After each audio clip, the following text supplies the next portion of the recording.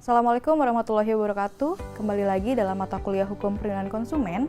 Hari ini kita akan membahas mengenai tema sertifikasi dan labelisasi pada produk halal di Indonesia. Ini merupakan salah satu upaya untuk memberikan perlindungan kepada konsumen, baik muslim maupun non-muslim yang ada di Indonesia, dan juga untuk memberikan perlindungan konsumen terhadap pelaku usaha.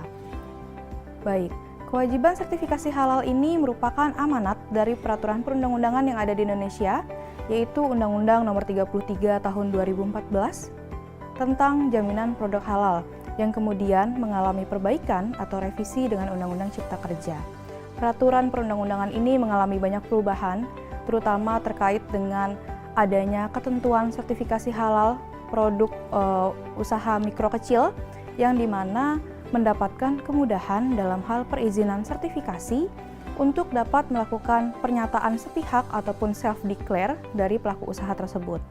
Nah, undang-undang ini mengamanatkan bahwa setiap pelaku usaha yang memproduksi, mendistribusikan, dan juga memperdagangkan produknya di Indonesia ini harus memiliki sertifikasi dan juga label halal.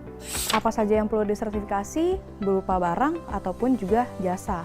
Namun, yang namanya proses sertifikasi dan labelisasi, kemudian adanya peralihan regulasi, adanya perubahan-perubahan peraturan perundang-undangan, ini masih perlu adanya penahapan, tidak bisa dilakukan secara serta-merta ataupun secara sekaligus. Maka pemerintah Indonesia ini memberikan beberapa target ataupun tahapan-tahapan terhadap barang-barang yang harus tersertifikasi halal.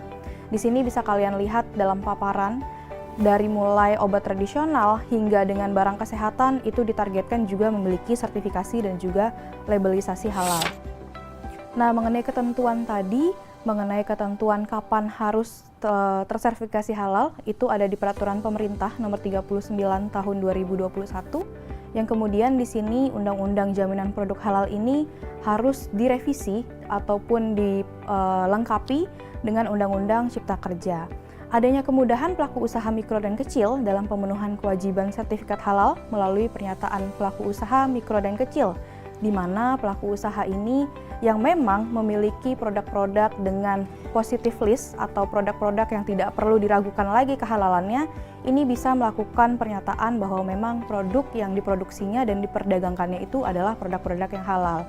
Tujuannya adalah di sini untuk meminimalisir adanya pembludakan ataupun pemenuhan dari daftar atau list permohonan sertifikasi halal, sehingga pelaku usaha tadi diberikan kemudahan. Nah, namun kemudian kemudahan-kemudahan ini akan menimbulkan beberapa permasalahan apabila tidak disertai dengan adanya pengawasan dari lembaga-lembaga tertentu. Kemudian Undang-Undang Cipta Kerja ini juga memberikan pengaturan mengenai kepastian waktu dalam layanan sertifikasi halal. Jadi karena tadinya kan diragukan nih adanya pelimpahan kewenangan dari MUI ke Kementerian Agama yang notabene adalah pemerintah, maka diragukan adanya takutnya mengulurnya waktu pelaksanaan sertifikasi dan juga penerbitan labelisasi halal. Sehingga undang-undang ini memberikan pengaturan kepastian waktu berapa hari ataupun berapa jangka waktu dari BPJPH, LPH, dan MUI ini bisa melakukan proses sertifikasi halal. Nah, pemberian kemudahan ini kemudian juga termasuk dalam pembiayaan sertifikasi halal bagi pelaku usaha mikro dan kecil, serta juga adanya perluasan peran dalam masyarakat menyelenggarakan jaminan produk halal. Jadi di sini dari organisasi masyarakat, kemudian dari universitas yang memiliki laboratorium, itu bisa melakukan pendampingan sertifikasi halal. Nah, kemudian dibagi menjadi dua dengan adanya Undang-Undang Cipta Kerja. Yang pertama, sertifikasi halal reguler. Yang kedua, sertifikasi halal dengan pernyataan halal atau self-declare tadi. Yang halal reguler ini dilakukan oleh pelaku usaha mikro besar ataupun pelaku usaha yang memiliki omset lebih dari 1 miliar, sehingga dia harus melakukan sertifikasi dengan jalur yang reguler. Ditetapkan biaya-biaya tertentu sesuai dengan PMK dari Kementerian Keuangan. Kemudian yang kedua, ketentuan mengenai sertifikasi halal dengan pernyataan halal sendiri, ini kemudian akan dilakukan secara paling lama 1 hari sejak diterimanya hasil pendampingan dari PPH. Nah, segala proses sertifikasi halal ini nantinya akan diserahkan dulu kepada MUI untuk dimintakan fatwa halalnya. Setelah itu dikembalikan lagi kepada BPJPH untuk penerbitan ketetapan dan juga sertifikasi halal.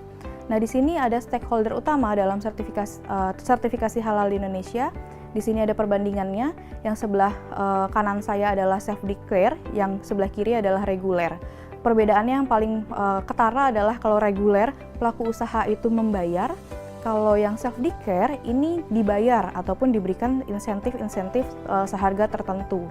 Di mana di sini perlu adanya integrasi dan juga kolaborasi antara beberapa kementerian serta lembaga yang terkait dengan produksi-produksi produk yang ada di Indonesia. Di antaranya adalah perindustrian, kemudian Kementerian Perdagangan, Kementerian Kesehatan terkait obat-obatan, vaksin, dan lain-lainnya, kemudian Kementerian Pertanian terkait dengan produksi hasil tani, kemudian standarisasi dan akreditasi, ini terkait dengan bagaimana penetapan, sertifikasi, dan juga akreditasi sebuah produk, kemudian adanya Kementerian Koperasi dan Usaha Mikro Kecil dan Menengah, serta adanya peran dari BPOM sebagai lembaga yang mengeluarkan label ataupun izin peredaran barang.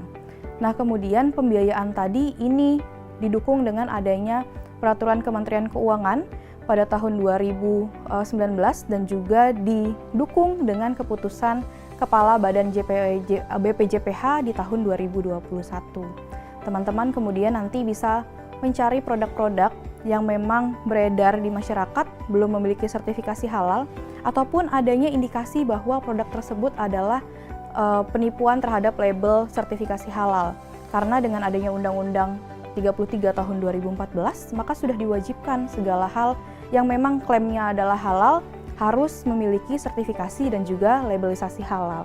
Tetapi kemudian untuk pelaku usaha yang memang mengklaim produknya itu adalah tidak mengandung bahan-bahan yang halal ataupun bahan yang haram, itu juga harus mencantumkan keterangan tidak halal pada produknya.